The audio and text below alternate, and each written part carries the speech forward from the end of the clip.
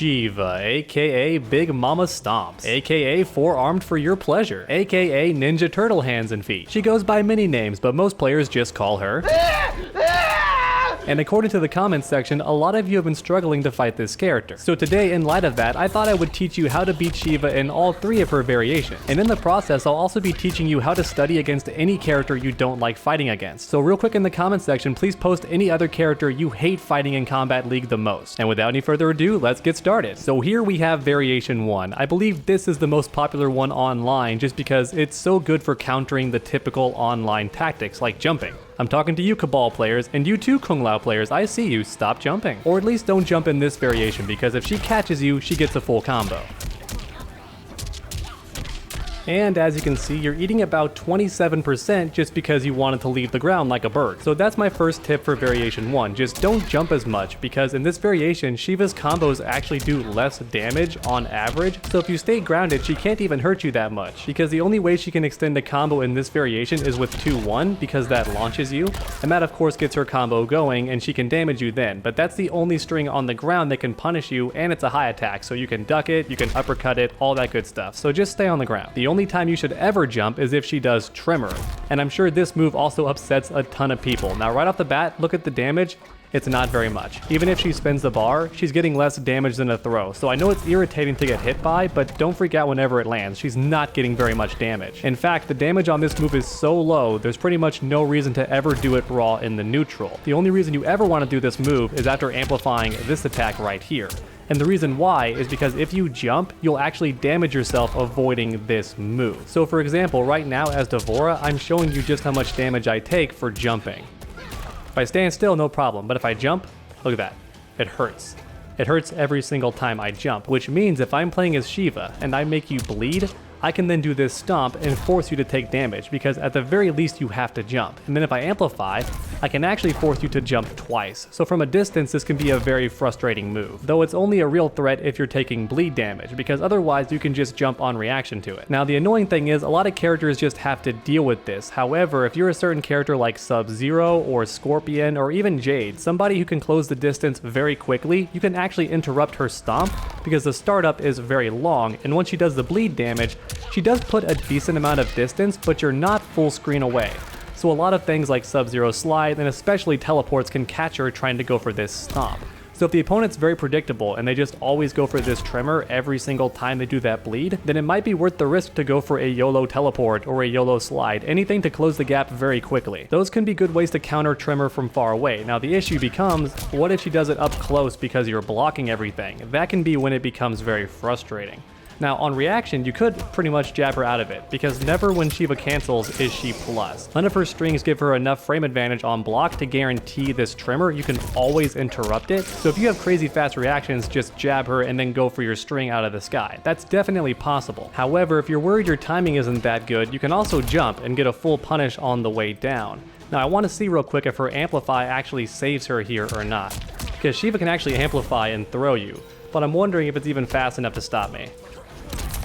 No, it may be. If you do it super late, maybe she can get you. But if you do like a regular jump in punish and don't delay it too much, it's pretty much impossible for her to actually anti-air throw you there. So whenever she goes for that stomp up close, don't freak out. She's pretty much giving you a free combo. You can either interrupt it before she hits the ground, or you can risk the biscuit and go for a full jump in punish, at which point you'll get even more damage. But now we have the moment you've all been waiting for, the dragon drop. Everyone hates this move, especially the more casual players. Now once again, don't freak out, because look at the damage.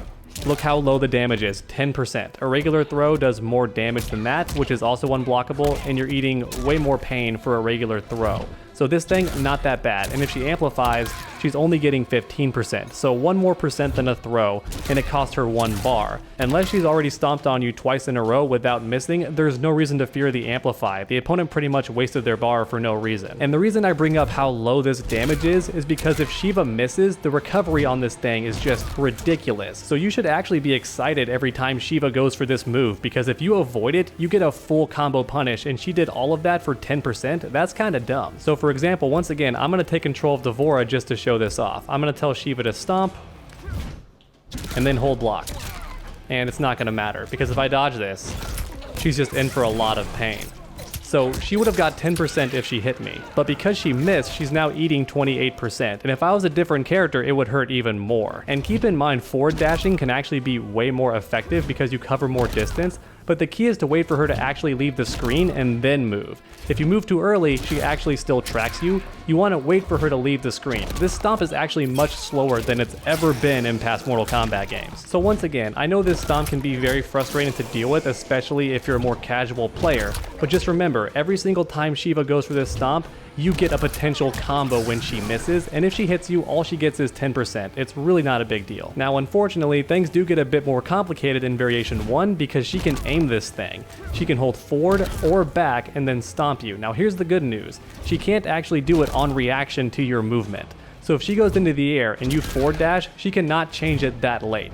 She has to change it almost immediately. So the second I leave the ground, I have to hold forward or back. I can't change it after you move, which once again means the Shiva player is taking a big risk because she has no way to guarantee where you're going. So if she misses you, she gets a full combo, whereas if she hits you, only 10%. She can aim it, yes, but it's still just as risky. So next up, let's talk about Variation 2. Now thankfully, this one's not very dirty. A lot of players do like it though because she can convert off pretty much any touch, though the trade-off is her damage isn't always the best. However, one dirty thing she does have is the shield toss. This projectile, if she charges it and it catches on fire, will eat any projectile you go for. So if you ever fought Sub-Zero, this is very similar to that, only she doesn't even need meter. She just has to hold down the move. So if you're somebody who likes to zone with projectiles, this can be an annoying variation because this move can just stop you dead in your tracks. Now with that said, there is a big trade-off. This thing is super punishable up close, whereas her regular fireball actually isn't if she amplifies it. It's one of the best projectiles in the game. Safe on block, crazy hitbox, all that stuff. So by comparison, this shield toss is actually garbage up close. It's minus 18.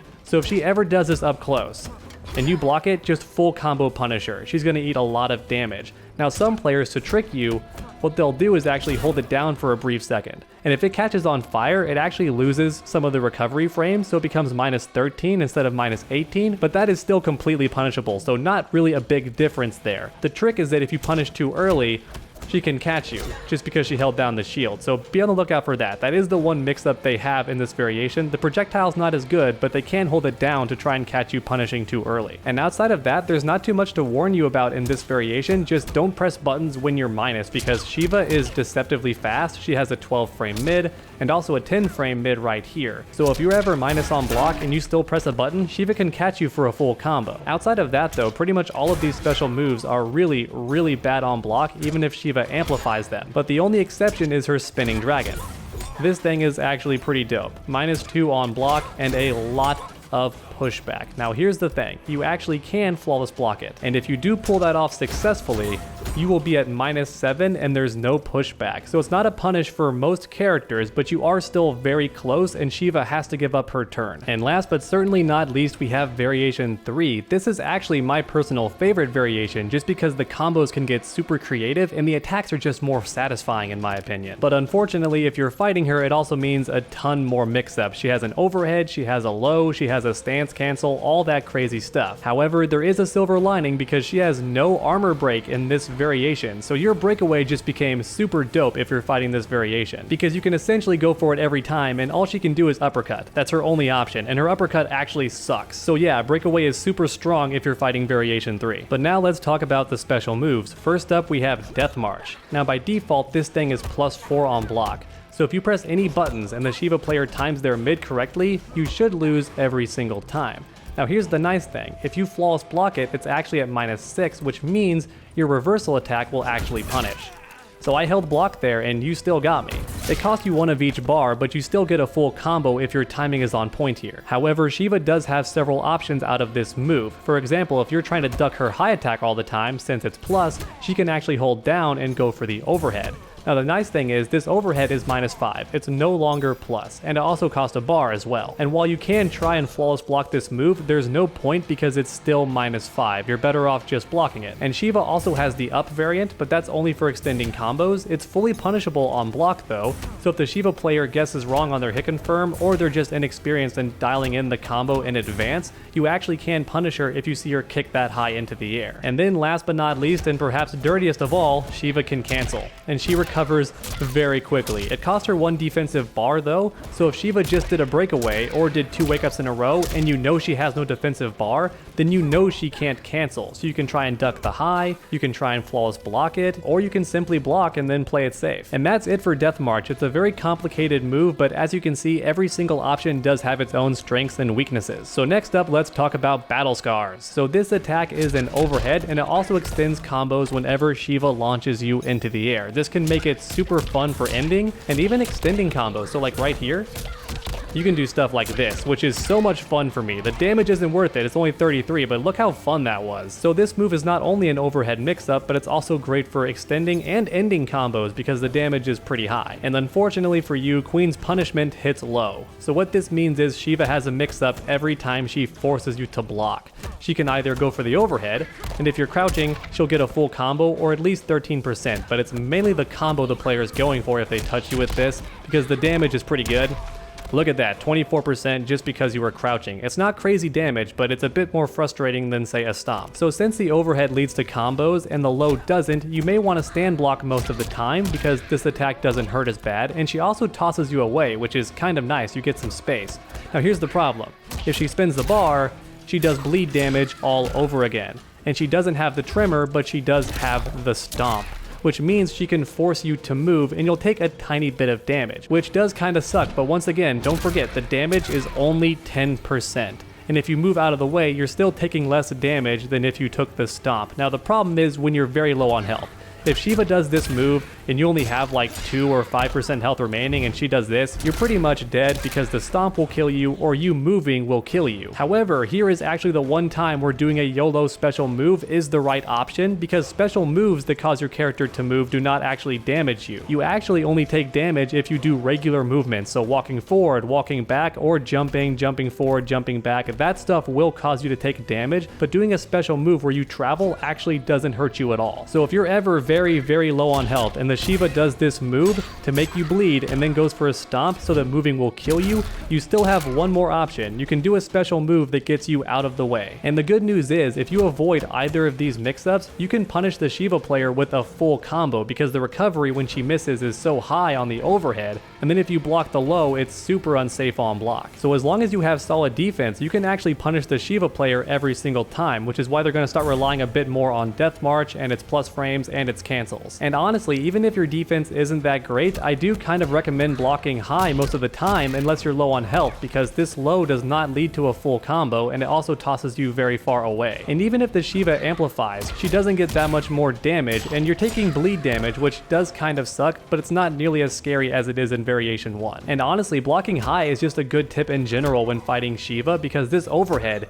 is really good. It's safe on block, so if you block high, she gives up her turn, but if you block low, she gets a bunch of damage on you. And the only low she really has is this sweep, and it does knock you down, but the damage isn't very high. And that's why stand blocking in general can be a great option against Shiva. Now, alright everyone, and that's about it for my tips and tricks on how to survive Shiva in Kombat League. So if you enjoyed the video, please leave a like down below, and once again, comment any other character that's bothering you online. And also, why not keep that combo going by subscribing and ringing that bell? That way you never miss a future video. Make sure to come back next time, and as always, stay underdogs.